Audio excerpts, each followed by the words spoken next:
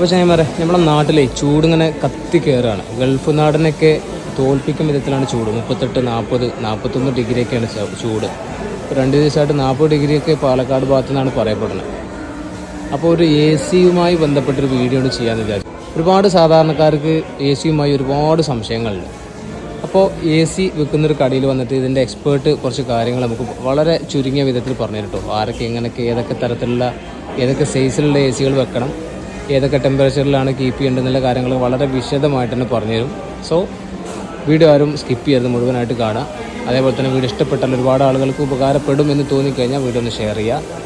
Okay, എന്തായാലും ആ എക്സ്പേർട്ടിനോടൊന്ന് ചോദിച്ചു നോക്കാൻ നമുക്ക്. ഓക്കെ, അപ്പോൾ സുഹൃത്തുക്കളെ, ഇതാണ് ഞാൻ പറഞ്ഞ ഇവിടുത്തെ എ സിയുടെ എക്സ്പേർട്ട്. പിന്നെ പേര് അനിൽകുമാർ എന്നാണ്. അല്ലേട്ടാ, നമുക്ക് ഒരുപാട് ആളുകൾക്ക് സംശയമാണ്. ഞാൻ ഇപ്പോൾ നേരത്തെ ഇൻട്രോയിൽ പറഞ്ഞിട്ടുള്ളൂ, നമ്മുടെ ഗൾഫിനെയൊക്കെ ഓർമ്മപ്പെടുത്തുന്ന വിധത്തിലാണ് നമ്മുടെ ചൂട് ഇപ്പോൾ കൂടിക്കൊണ്ടിരിക്കുന്നത്. അപ്പോൾ എല്ലാ സാധാരണക്കാരും എ സിയിലേക്ക് മാറി തുടങ്ങി. അപ്പോൾ ഒരു സാധാരണക്കാരനായ മനുഷ്യന് എത്രയ്ക്ക് 10 എ സി വേണം, അല്ലെങ്കിൽ അതിന്റെ റൂം സൈസ്, 3 സ്റ്റാറും 5 സ്റ്റാറും തമ്മിലുള്ള മാറ്റങ്ങൾ, അപ്പോൾ അതിനെക്കുറിച്ച് ഡീറ്റെയിൽ ആയിട്ട് ചെറിയ വിധത്തിലൊന്ന് പറഞ്ഞാണ്. റെഡി അല്ലേ? റൂം സൈസ് എന്ന് പറയുന്നത് 1 ടൺ എ സി ആണ്. 120 സ്ക്വയർ ഫീറ്റ് വരെ കൊടുക്കാം. ഒരു 10 റൂം അല്ലെങ്കിൽ ഒരു 10-12 റൂം ആണെങ്കിൽ പോലും നമുക്കൊരു 120 സ്ക്വയർ ഫീറ്റ് ആണ് വരുന്നത്. അതിനകത്ത് 1 ടൺ കൊടുക്കാം. ഒരു 120 മുതൽ 180 വരെയാണ് ഒരു 1.5 ടൺ എ സിയുടെ സ്ക്വയർ ഫീറ്റ് എന്ന് പറയുന്നത്. റൂം സൈസ് അല്ലേ? Room size.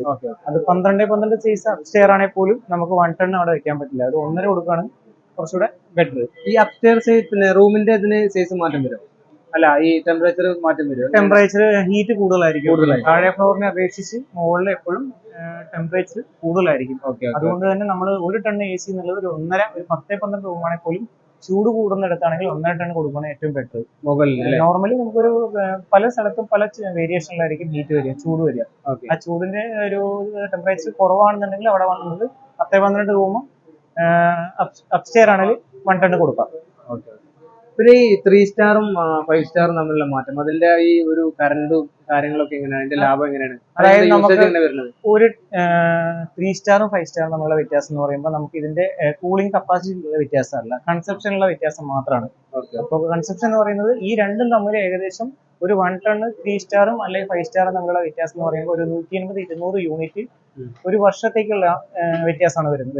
ഒരു വർഷത്തേക്കാണ്. ആ ഒരു വർഷത്തേക്ക് നമ്മൾ 1600 മണിക്കൂർ ഇതിനകത്ത് താഴെ മെൻഷൻ ചെയ്തിട്ടുണ്ടാവും. എല്ലാ എ സികളുടെയും താഴെ 1600 മണിക്കൂർ യൂസ് ചെയ്യുമ്പോഴുള്ള കണക്ക് മാത്രമാണ് കമ്പനികൾ കാണിക്കുന്നത്. ഇത്ര യൂണിറ്റ് പെർ ഇയർ എന്ന് പറഞ്ഞിട്ട് കാണിക്കുന്നു. പക്ഷെ അത് നമ്മൾ ചിലപ്പോൾ സീസണബിളി യൂസ് എന്നാണ് പറയുന്നത്. സീസൺ യൂസ് ഈ ഒരു 3-4 മാസം കഴിഞ്ഞ് നമ്മൾ കൂടുതൽ മഴക്കാലം കഴിഞ്ഞ് യൂസ് കുറവായിരിക്കും.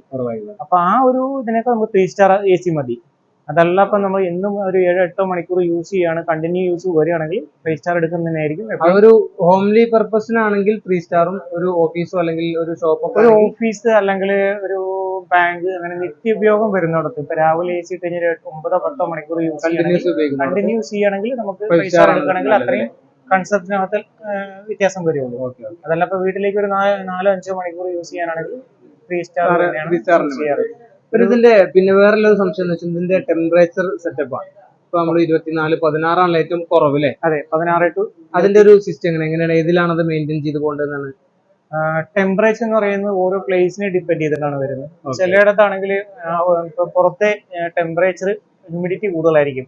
അപ്പൊ അവിടെ നമുക്ക് ചിലപ്പോൾ ഒരു 20 സെറ്റ് ചെയ്യുന്നതിനേക്കാളും ചിലപ്പോൾ 18 സെറ്റ് ചെയ്യേണ്ടതായിട്ട് വരും. ചിലയിടത്ത് നമുക്ക് തണലുണ്ടാവും, മരങ്ങളുടെ തണലുണ്ടാവും, അല്ലെങ്കിൽ കുറച്ചുകൂടെ തണുപ്പുള്ള ഏരിയ ആയിരിക്കും. അപ്പൊ അവിടെ ഒരു 20-24 ഒക്കെ ഇട്ടാൽ തന്നെ ആ റൂമിനകത്ത് നല്ല തണുപ്പ് കിട്ടും. പിന്നെ ടെമ്പറേച്ചർ ഇപ്പോ റൂമിനകത്ത് എത്ര ആളുണ്ടോ, അല്ലെങ്കിൽ ഫർണിച്ചർ സൈസ്, റൂമിനകത്ത് എയർ ഗ്യാപ്പ്, എല്ലാത്തിനെയും ഡിപ്പെൻഡ് ചെയ്തിരിക്കും ഇതിന്റെ കൂളിംഗ്. അങ്ങനെയാണ് ഇതിന്റെ തീരുമാനിക്കുന്നത് അല്ലേ? അപ്പൊ നമ്മളിപ്പോ 2 പേര് ഉള്ള റൂമും അതേ സ്ഥാനത്ത് ആ റൂമിലേക്ക് ഒരു 10 പേര് വരികയാണെങ്കിൽ നമ്മുടെ അതിനനുസരിച്ചുള്ള ഹ്യൂമിഡിറ്റിയിൽ അല്ലെങ്കിൽ ടെമ്പറേച്ചർ വ്യത്യാസമായിട്ട് വരും. അപ്പൊ അത് ഓരോ കാലാവസ്ഥയ്ക്കും ഒരു ഇതിനൊക്കെ വ്യത്യസ്തമായിരിക്കും. അപ്പൊ നമ്മുടെ പിന്നിപ്പം ഒരു മൺസൂൺ സീസൺ ആയി കഴിഞ്ഞാൽ പുറത്തെ ടെമ്പറേച്ചർ വളരെ കുറവായിരിക്കും. അപ്പൊ ആ സമയത്ത് ചിലപ്പോൾ നമുക്ക് ഈ ഇടുന്ന ഒരു ടെമ്പറേച്ചറിലേക്ക് സെറ്റ് ചെയ്യേണ്ട ആവശ്യം വരില്ല. പിന്നെ ഒരു സാധാരണക്കാരന് ഉണ്ടാവുന്ന ഒരു മിനിമം സംശയമാണ് ഇതിന്റെ ഒരു കറണ്ട് ബില്ലിന്റെ ഒരു വേരിയേഷൻ. അതുപോലെ സാധാരണ ഒരു നോർമൽ വരുന്ന ആള് ഒരു എ സി ഫിറ്റ് ചെയ്തതിന് ശേഷം ആഫ്റ്ററും ബിഫോറും ഒന്ന് ഏകദേശം ഒന്ന് പറയാൻ പറ്റും? ഒരു ഐഡിയ ഫുള്ളായിട്ട് കറക്റ്റ് കിട്ടൂല എന്നാലും. ഇല്ല, നമുക്ക് ശരിക്കും ഞാൻ പറഞ്ഞല്ലേ, ഒരു 1600 മണിക്കൂർ ഒരു വർഷത്തേക്ക് യൂസ് ചെയ്യുമ്പോഴുള്ള കണക്ക് മാത്രമാണ് കമ്പനി കാണിക്കുന്നത്. അത് നമുക്ക് ഒരിക്കലും അത്രയും ക്ലിയർ ആയിട്ട് കിട്ടില്ല. പിന്നെ എന്താ പറയാ, ഒരു ഇത്ര മണിക്കൂർ യൂസ് ചെയ്യുന്ന ഒരു ഇതിലായിരിക്കും കറണ്ടിന്റെ വരിക. ഇപ്പൊ എല്ലാം ഇൻവെർട്ടർ എ സി ആണ് വരുന്നത്, നോൺ ഇൻവെർട്ടർ എ സി അല്ല. നമ്മള് ഇൻവെർട്ടർ എ സി ഉദ്ദേശിക്കുന്നത് നമ്മുടെ റൂം ടെമ്പറേച്ചർ നമ്മളിപ്പോ ഒരു 18-20 സെറ്റ് ചെയ്ത് കഴിഞ്ഞാലും ആ ടെമ്പറേച്ചറിലേക്ക് എത്തിക്കഴിഞ്ഞാൽ പിന്നെ ഔട്ട്ഡോർ ഇതിന്റെ കട്ടാവില്ല. കട്ടാവാതെ പിന്നെ ഒരു നേരിയ സ്പീഡിൽ വർക്ക് ചെയ്തുകൊണ്ടിരിക്കും. അപ്പൊ അതാണ് നമുക്ക് ഉള്ള ഇൻവെർട്ടർ എ സി പറയുന്നത്. ഇപ്പം പഴയ എ സികളെ സംബന്ധിച്ച്, നോൺ ഇൻവെർട്ടർ എ സിയെ സംബന്ധിച്ച് ഇപ്പോഴത്തെ എ സികൾക്ക് കറണ്ട് ബില്ല് പൊതുവെ കുറവാണ്. പിന്നെ നമ്മൾ യൂസ് ചെയ്യുന്ന യൂസേജ് പോലെ ഇരിക്കും. ഒരു എന്താ പറയാ, നമ്മൾ ഇടുന്ന ടെമ്പറേച്ചർ, ഞാൻ പറഞ്ഞില്ലേ നേരത്തെ പറഞ്ഞ ആളുടെ എണ്ണം, ഇതിനൊക്കെ ഡിപ്പെൻഡ് ചെയ്യും ഇതിന്റെ കൺസപ്ഷൻ. അപ്പൊ നമ്മളൊരു 16-18 ലിറ്റർ യൂസ് ചെയ്യുന്ന ഒരു കസ്റ്റമേഴ്സ് ആണെങ്കിൽ അപ്പൊ അതിനനുസരിച്ച് കംപ്രസർ വർക്ക് ചെയ്യുന്നു. അതല്ല 24 ലിറ്റർ യൂസ് ചെയ്യുകയാണെങ്കിൽ അതൊരു വേരിയേഷൻ വേറെ ആയിരിക്കും. അപ്പൊ മെയിനായിട്ട് നമ്മുടെ പർപ്പസ് എങ്ങനെയാണോ, യൂസ് എങ്ങനെയാണോ അതിനനുസരിച്ച് ഡിപ്പെൻഡ് ചെയ്തിരിക്കും. ഇതിന്റെ വർക്കിംഗ് അവർ എല്ലാം ഡിപ്പെൻഡ് ചെയ്തിരിക്കും ഇതിന്റെ കൺസപ്ഷനുള്ള വ്യത്യാസം കാര്യങ്ങളൊക്കെ. പിന്നെ വേറൊരു സംശയം, പിന്നെ ഈ 16 നമ്പർ ഉണ്ടല്ലോ, പിന്നെ ടെമ്പറേച്ചർ, ഈ 16 ഒക്കെ നമുക്ക് കേരളത്തിലൊക്കെ കിട്ടാൻ വഴിയുണ്ടോ? അല്ല, അത്രയും നമുക്ക് ആവശ്യം വരില്ല. ഇല്ല. പിന്നെ നമ്മൾ വരില്ല എന്ന് ചോദിച്ചു കഴിഞ്ഞാൽ ഇപ്പോഴത്തെ ടെമ്പറേച്ചർ അനുസരിച്ച് ഞാൻ പറഞ്ഞില്ല, ഓരോ ഏരിയയിലും വ്യത്യസ്തമാണ്. നമുക്ക് ഇത്ര ടെമ്പറേച്ചറിൽ എന്ന് പറയാൻ പറ്റില്ല. പുറത്തെ എന്താ പറയാ, ഹ്യൂമിഡിറ്റി എത്രത്തോളം ഉണ്ടോ അതിനെ ഡിപ്പെൻഡ് ചെയ്തിരിക്കും ഇതിന്റെ കൂളിങ്ങിന്റെ മാറ്റം. ഓരോ സീസൺ കഴിയുമ്പോൾ നമ്മൾ ആ ടെമ്പറേച്ചർ സെറ്റ് ചെയ്യുന്നതിനനുസരിച്ച് നമുക്ക് വ്യത്യാസങ്ങൾ അറിയാൻ പറ്റും, മാറ്റം വരും അല്ലേ. നോർമലി നമുക്ക് എ സിയുടെ വാറണ്ടി എന്ന് പറയുന്നത് 10 വർഷത്തേക്ക് അതിന്റെ കംപ്രസറിനാണ് വാറണ്ടി വരുന്നത്. കംപ്രസർ എന്നുള്ള പാർട്ടിന് നമുക്ക് 10 വർഷം വാറണ്ടി, കംപ്രഹെൻസീവ് വാറണ്ടി അതായത് 5 വർഷം വാറണ്ടി അത് കൂടാതെ വരുന്നത്. കംപ്രഹെൻസീവ് വാറണ്ടിക്കകത്ത് വരുന്നത് 1 year full warranty with 4 years PCB board വാറണ്ടിയാണ് വരുന്നത്. ഇപ്പോ ചില കമ്പനികൾക്കാണെങ്കിൽ ചിലപ്പം 5 വർഷത്തേക്ക് ആ PCB ബോർഡിന് പകരം 5 വർഷത്തേക്ക് ഫുൾ വാറണ്ടി കൊടുക്കുന്ന കമ്പനികളും ഉണ്ട്. അപ്പൊ നമ്മൾ എ സി എടുക്കുമ്പോൾ അതിന്റെ വാറണ്ടി കാര്യങ്ങൾ ശ്രദ്ധിക്കുക. അതിന്റെ ഓരോ കമ്പനിക്ക് ഓരോ വ്യത്യസ്ത ഈ 5 വർഷത്തേക്ക് ഫുൾ വാറണ്ടി കൊടുക്കുന്ന കമ്പനികളുണ്ട്. ബോർഡിനല്ലാതെ എല്ലാ പാർട്സുകൾക്കും കൊടുക്കുന്ന കമ്പനികളുണ്ട്. ചില കമ്പനികളാണെങ്കിൽ അതിന്റെ ബോർഡിന് മാത്രമാണ് 5 ഇയേഴ്സ്, PCBക്ക് മാത്രമാണ് കൊടുക്കുന്നത്. 1 ഇയർ മാത്രമാണ് ഫുള്ള്, ബാക്കി 4 വർഷത്തേക്ക് അതിന്റെ ബോർഡ് മാത്രമാണ്. പിന്നെ എല്ലാ എ സികൾക്കും 10 വർഷത്തേക്ക് അതിന്റെ കംപ്രസർ വാറണ്ടി വരുന്നുണ്ട്. കംപ്രസറും പിന്നെ അങ്ങനെ കൂടുതൽ കംപ്ലൈന്റ്സ് വരില്ല. അതന്നെയാണ് ആ പാട്ട്. പിന്നെ വരികയാണെങ്കിൽ തന്നെ അതിന്റെ ഗ്യാസ് ലീക്കേജ്, അതേപോലെ തന്നെ സർവീസ് എങ്ങനെ പിന്നെ ചെയ്യേണ്ടത് എങ്ങനെയാണ്? നോർമൽ എല്ലാ എ സികൾക്കും ആദ്യത്തെ വർഷം ഫസ്റ്റ് ഇയറിൽ 2 സർവീസാണ് ഫ്രീ ഉള്ളത്. ഓരോ 6 മാസം കൂടുമ്പോഴാണ് സർവീസ് വരുന്നത്. അത് കഴിഞ്ഞാൽ നമുക്ക് അതിന്റെ ചാർജസ് വരും. അപ്പൊ നമ്മൾ ഫിറ്റ് ചെയ്തിട്ട് 1 ഇയറിൽ ഒരു 2 ഫ്രീ സർവീസ്. അത് കഴിഞ്ഞിട്ട് ഈ പിന്നെ ഇതിന്റെ സർവീസിന്റെ ടൈം എങ്ങനെ വരുന്നത്? 6 മാസമാണോ അതോ വർഷത്തിലാണോ? 6 മാസമാണ് വരുന്നത്. നമ്മുടെ യൂസും കൂടെ പോലെ ഇരിക്കും.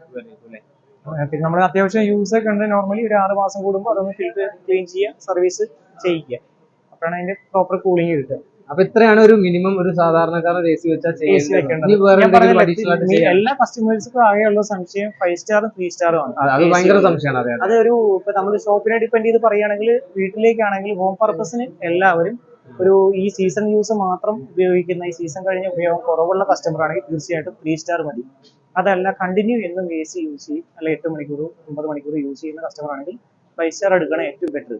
ഒരു വീട്ടിലേക്ക് 5 സ്റ്റാർ എടുത്തു വിചാരിച്ച് പ്രശ്നമൊന്നുമില്ലല്ലോ? ഒന്നുമില്ല. കൺസപ്ഷൻ നമുക്ക് ലാഭം തന്നെയാണ്. ഞാൻ പറഞ്ഞല്ലേ, അത്രയും യൂസ് നോക്കി നമ്മുടെ റേറ്റിംഗിൽ മാറ്റം ഉണ്ട്. ഒരു 5000 രൂപ 6000 രൂപയുടെ ഒക്കെ വേരിയേഷൻ മിനിമം വരുന്നുണ്ട് നമുക്ക് അതിനകത്ത്. അപ്പൊ ഇതൊക്കെയാണ് ഒരു മിനിമം ഒരു സാധാരണക്കാരൻ അറിയേണ്ട ഒരു വിഷയം അല്ലേ, എ സിയുമായി ബന്ധപ്പെട്ട്. ഓക്കെ, അപ്പൊ എന്തായാലും ഞാനിപ്പോ ഇന്നുള്ളത് മണ്ണാർക്കാട് മൈജിയിലാണ് കേട്ടോ. അപ്പോൾ അനിലേട്ടനാണ് നമുക്ക് ഇത്രയും കാര്യങ്ങളൊക്കെ പറഞ്ഞത്. താങ്ക് യു അനിലേട്ടാ. Okay, thank you. Thank you so much. Okay, thanks. Okay.